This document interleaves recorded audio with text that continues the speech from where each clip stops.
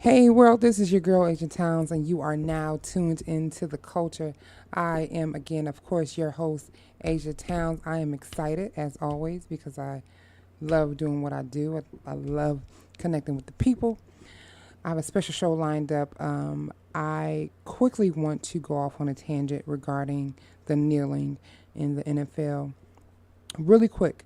So I think everybody has gotten off of point regarding the kneeling. Colin Kaepernick kneeled because of the injustice, because innocent black man, unarmed black man, have been continued to be killed, slaughtered, murdered by police officers. Okay, so he kneeled in protest of that. A lot of people have changed it to, oh, he's disrespecting the flag, or they're disrespecting the flag. When Rosa sat on the bus, she was not boycotting the transportation. She was boycotting segregation. Okay, this was a form of protest. So I need everybody who's talking about, oh, you don't have to watch the NFL. That's not a problem. So what? That's not a problem at all. But let's, focus on the point of why the protest is occurring. You understand what I'm saying? So I need everybody to understand that and then form your opinions, because it's not about the flag. The flag is, it's irrelevant.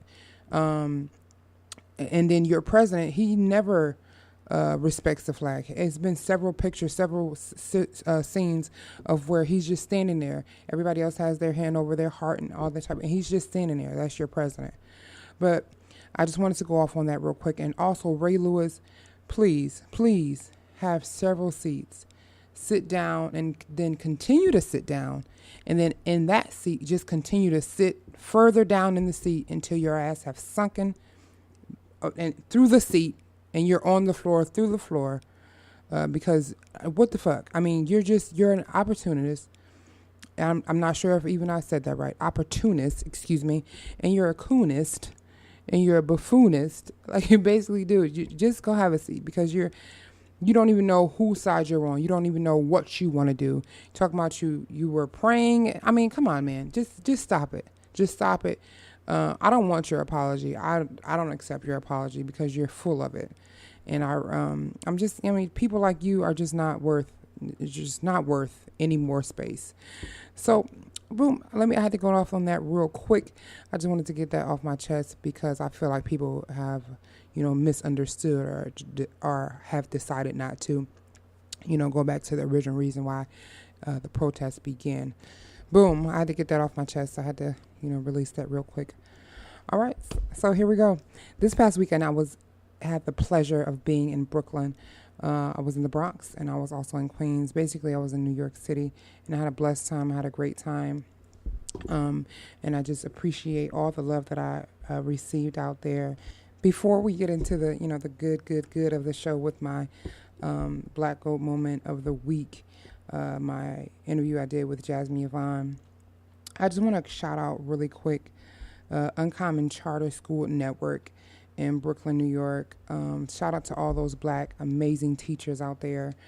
Peace and love. I had the chance to meet a lot of people from Morehouse and Spelman at this event that was in New York, and I had a great time. I seen some old friends. I made some new connections, and just peace and love out to you, brothers and sisters, kings and queens. Keep doing your thing out there in Brooklyn. And now, ladies and gentlemen,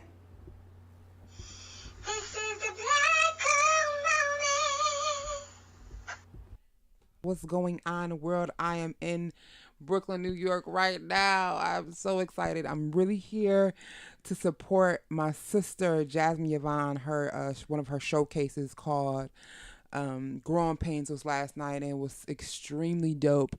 And she is this week's Black Gold moment, and I'm featuring her. And I'm blessed because she's in the studio with me right now. What's going on, Jazmin? Yes, bye. What's good? Hey. What's going on? I'm really happy to have you here, or have me here with you. Yeah. Which is kind of here with me. I love it. It's like we're here together. We're here totally together right it's now. It's like a together thing piece. So yeah, we're doing that. I'm really happy to have you here, and your the Black Gold Moment feature, because your contribution to music, and so some people may not know you.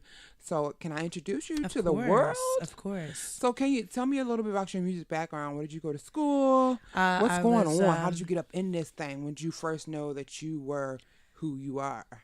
Well, I mean, born and raised in Poughkeepsie, New York. Whoop, Definitely sang in the choirs and in church and school. Total band geek. Just the whole nine. Anything creative, I just always wanted to have my hands on. Quick side note, everybody, we went to high school together. She graduated 2007. I graduated 2009.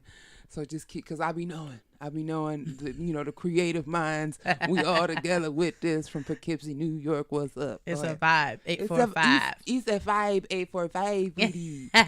What's good? So definitely, I mean, I've always been into music. It's always spoke to me on a very deep level. And I think I got more serious about it towards the end of high school. Okay. Because I wanted to go to a historically Black college really badly. Yeah. But then I kind of got introduced to Berkeley, and okay. I went to where's that? Berkeley is located in Boston, Massachusetts. Okay. And I got introduced to that school, and I started looking into it, and I said, okay, well, why not give it a try? I went on a couple auditions for a couple other schools, but Berkeley's vibe was really dope. It was really open. It was really free flowing. And I didn't think I was going to get in, but I did get in. Man, was there like an audition? It was an audition process. Okay. It was super chill though. So it wasn't like the other like conservatories where you have to sing like 7 or 8 songs and Italian and French and all that. Berkeley wasn't like that. It was like, come as you are. What are you going to sing? Let Here us it know. is. Are you really talented type of thing? Yeah. And they did an interview and all that. So I was just super pumped to do it. And I just tried to sing my little heart out like I was dying, because I was like, well, not like I was that dying, moment when you realize like low key this is really what you want, like right, yeah. But you get afraid of it, so I was just like, all right, I'm here, so I might as well sing, and I got in, and I was totally not expecting that, but I was super glad. So I went there, changed my life. The people I met there completely changed my life. And and that's what it is now, and we're just all growing and building off of those experiences. Yeah. And is this your 4th or 3rd headlining showcase? This is the third part of this series. Okay, yes. Yeah. And can you tell us, because I went to Growing Pains, and I know about, is it Vulnerable? Vulnerable was the first one. And what was the second one was Moments in Time. Moments in Time, boom. Yeah. Yeah, I think that's the one with the flower. I think they had like a flower on it. Yeah. I'm like, oh, that flower looked like I need to be there. Yeah. At that flower. And not necessarily, I just wanted to be at the flower. Yeah, I like the visuals to kind of be dramatic in a sense. It was. But almost kind of opposite. Like, the vulnerable flyer was a girl blindfolded. Okay. With like a little eerie kind of thing. And that's art.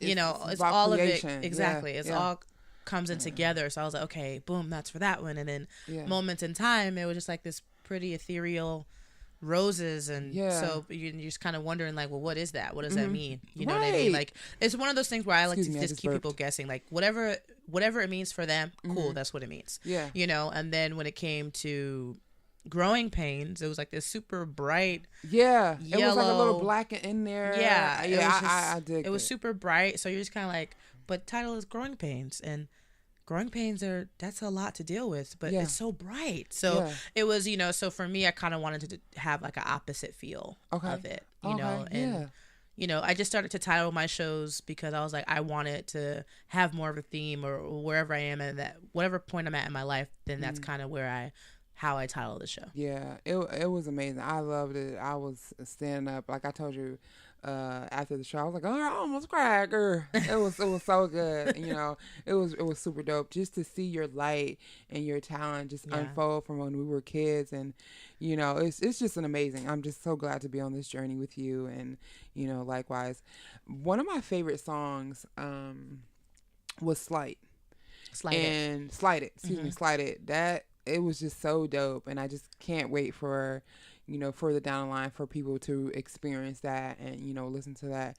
Can you tell us where you came from that? What Definitely. When I write, my process for writing music is I can't like just sit down and say, all right, I'm gonna write about this right now. Like music just kind of comes to me in probably the most inconvenient ways ever.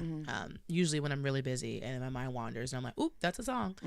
But for this particular song, Slighted, it's really just about, you know, being friends with someone, you know, really close friends with somebody, kind of people that you just think that you're going to be friends with forever.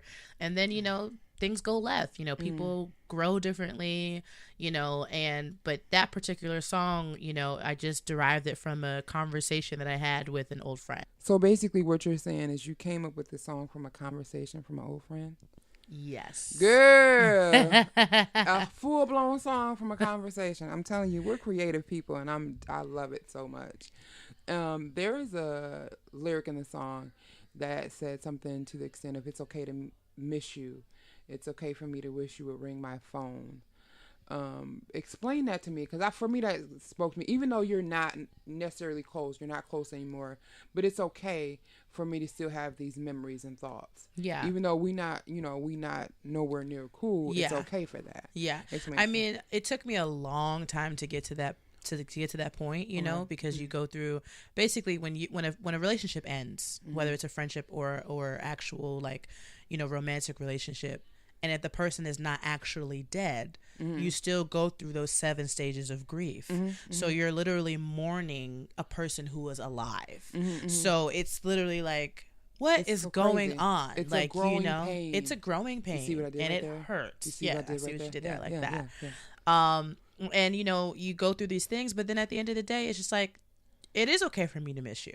You know, it really is okay for me to wish that you would just call me up one day just so that we can talk. Or, you know, sometimes, you know, pride gets in the way, or, you know, you might not even feel strong enough to call that person because it's just like, well, what do I say?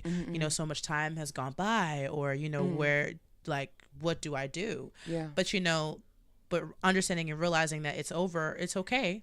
But we're human. So because we're human, because the way we're set up and we're wired, it's natural for us to miss things that were. Yeah. But, you know, at the end of the day, if it really wasn't good for you, you have to just accept that time for what it was, be thankful and gracious for the lessons, and you do have to move on. Right. Absolutely. Yeah, that's a major lesson. And I think that's a big part of growing pains for a lot of people, because some people don't want to accept certain hurt. They be like, you know what? I don't even give a fuck. I don't even care. Yeah. However, allow yourself to care, because you have to allow yourself to grieve and go through whatever you have to go through to let the situation go. Because then to let the pain go. You don't. You gonna be out here 37 talking about feeling you don't give a fuck. Feeling foolish as fuck. And just not really dealing with anything. Yeah. Like, if you don't deal with, I mean, it took that particular situation, it took me about a year to fully grasp everything that had happened. Like, oh, so we're actually not friends anymore. Okay. It took me a while. And then, like, you know, like I was saying before, like, it made me question who I was. It made me question, am I a bad friend? Am I a bad person? Like, you know, like these are all the things that naturally come about when things end in a way that you're not expecting. It's kind of drastic. You know, like it's one thing if you end something because something happened. Yeah. Like, and you're like, oh, that did happen. That was wrong. Yeah. We can't be cool anymore. But when something happens or it ends and you're not really understanding why. Yeah. That's like it's crazy. And I think a lot of people have gone through certain things like that, maybe with like a loved one, family, father, daughter relationship, father, son, whatever. There's been relationships, you know, especially in our community, that we have not healed from. Yeah. And that it causes a generational pain cycle. And I think we as Black people should be more open to our emotions and more open to being expressive, or more open to healing. Yeah. You understand what I'm saying? And I think, and that's another thing that I've been talking about, you know, mental health and things like that. And emotional distress. That's okay. deal with it. You Yeah. understand what I'm saying? Yeah. It's okay to not be okay. It's okay to feel sorrowful. Yeah. It's okay to feel like you can't let something go. But and it's also okay to feel strong enough because you can let it go. Yeah. You know, this is not the end. Acknowledging it is everything. And that I think is, especially within our community important. where we're typically raised to, it's a hush hush. Yeah. A lot of our pains are taboo. Yeah. It's yeah. taught that way. And it's no shade to the generations above us, but right. it's because they weren't always taught. Exactly, it was something that they weren't taught. So I think that's, for me, that's why I choose to be so open and so transparent, because for me, I'm just that kind of person. So it shines through. It definitely. I'm just like, okay, I'm hurt, Mm-hmm. and here it is. Here it is in my music, or here it is as a person. Like, I'm not really in a good place right now. Yeah. You know, but you're stronger actually for being able to recognize that about yourself. Absolutely. Versus then walking around and acting like everything is okay and you're like crumbling on the inside. Yeah. It's counterproductive. Yeah, absolutely. Most definitely. I definitely agree. And I definitely, I'm hoping this encourages someone to deal with something that they're going through right now and to express that and to, help someone else. Yeah. I think I was saying, village up. I want us all to village up, to take care of one another and be better at that. Yeah. Because, other cultures and other races do it. I think we need to, re-up and village up and start doing it for ourselves. Definitely. And I think, having this vulnerable and realness and alive music that you bring to the table, I think it's great right now. Yeah. I think it's just gonna push the culture forward and being more open to being more expressive and understanding, certain things. Yeah. And I was so inspired last night. I really enjoyed this show, and I was just like, and then you was like, oh, and this is gonna be my last song. I was like, what the hell? This is gonna be my last song. I was like, what do you mean? You only did 12 songs. You got a whole 3 hours more to go. Right. It flies by really fast. Oh my God, it was so fast. Every time I get on stage, it's like, I know the set, I know what's gonna happen, and literally it's like I start and I blink my eyes and I'm like, oh wow, there's only 2 songs left in the set. Wow. Girl. Like, it flies by. Yeah, But I mean, they say time flies when you're having fun, so and I guess that's really what it is. It's always like an adrenaline rush, and I'm just like, oh man. Yeah. It was a great crowd. I was oozing through the crowd. I was like, all right. Yeah, I know her though, but I know her though. Excuse me, sir. It's back up. I actually know her. I'm gonna get closer. You don't even. Yeah, it was a. I like to interact with the crowd. That's why I was telling. I was like, hey guys, move up. I was about to just move on. I was about to sit on the edge of the stage. I touched one guy. He was a little nervous about that, but sorry to that stranger that I touched, but I did touch him. You touched him? Not inappropriately, but I did touch him. Not inappropriately. I was like, see? He's like, oh. He did do that. He's like, oh. I was like, oh, oops. Sorry. But hey, you got touched. I touched your life, literally, and come on. Literally and come figuratively. through, because I tried that shit to fucking He was touched. He was. Yeah, no, it was definitely a dope scene. I just had a great time, and I'm just really happy to be here. Like I said again. Also, you have a single coming out soon. Yes. Coming soon. Please. Yes, it's going to be the first single off the project called Into the Wild. Which was beautiful, by and the way. It's just a really cool song. And it's kind of ambiguous. Like, when you hear it, you can kind of make your own interpretation of what it means to you. Yeah. I mean, I know the meaning has grown for me, because basically in that song, I'm just kind of talking to, my lover, my partner in that scene. And I'm just kind of like, we can be all these things. We can be what society wants us to be. We can be who your mama wants us to be. We can be who my mama wants us to be. Right. But at the end of the day, how about we just get out and go into the wild, find our own space, be in our own time, and just dwell there. Yeah. And that's what that song is about. I loved it. Just like getting away with the person you love and just figuring it out without all the other outside noise. And that was I loved how that was the opening, for the set and everything. It was dope. I really enjoyed it. Now, where can people follow you to get in contact with you? They can follow me on Instagram, most definitely.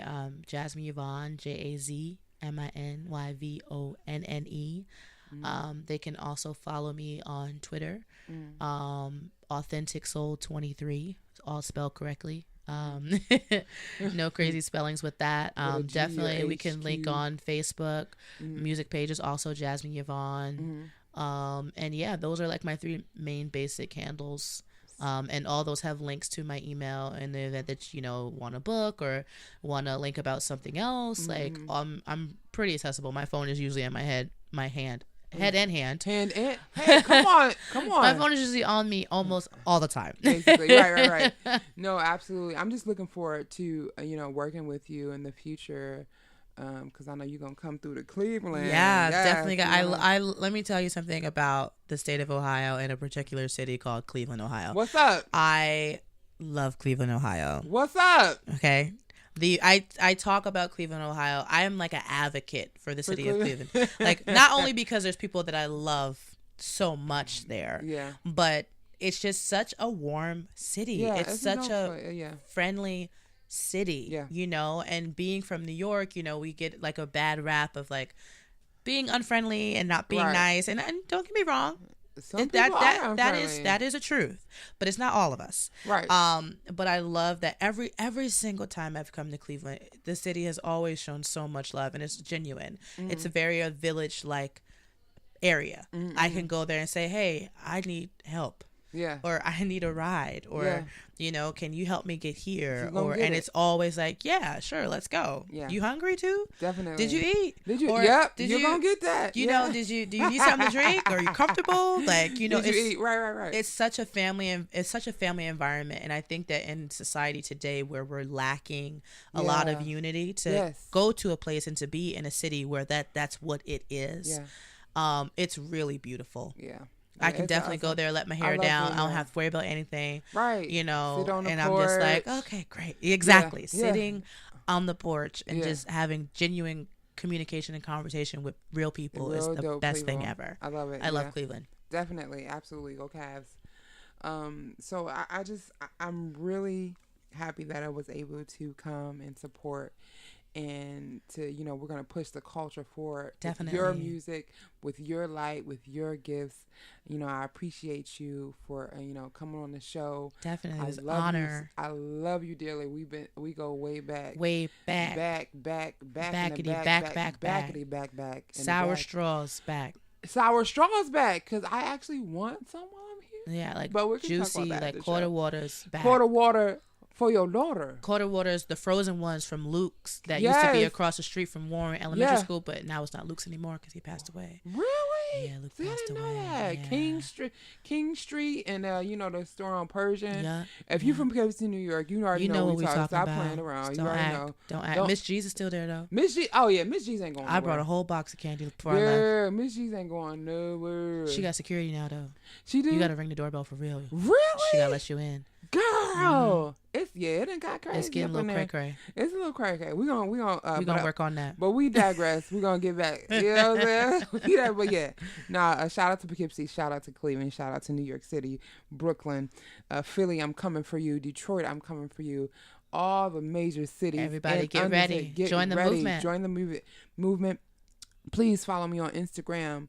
Follow the show at @the_culture now on Instagram, at the Aisia Towns on Instagram, the Culture Now on Facebook.